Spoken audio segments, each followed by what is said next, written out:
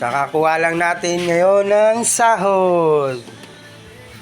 Bale, bumili tayo ng ulam. Ganito po talaga yung buhay construction. Kailangan sa loob ng isang linggo, makabili tayo ng masarap na ulam sa pagod nating katawan na sa loob ng isang linggo, kailangan nakakakain tayo ng masarap. Kasi hindi naman tayo makapagluto ng maayos. Yan o. Sarap. Ulam ko po yan hanggang bukas. Depende kung yan po.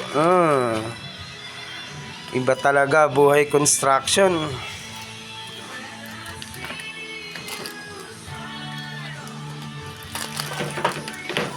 Inihaw na bangus, guys. 130 lang po to.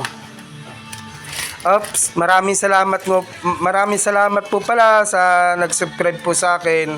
Isa pa lang yung subscribers ko, pero maraming salamat po kung sino man po kayo. Sana po di po kayo magsasawa na panoorin yung vlog ko. Pasensya na, hindi pa ako marunong kung paano eh. Pero manonood ako ng mga tutorial, yun na yan. Ng mga ibang mga sikat nating mga vlogger at mga vlogger na marami ng subscribers. Maraming salamat po. Yun lang. Ingat.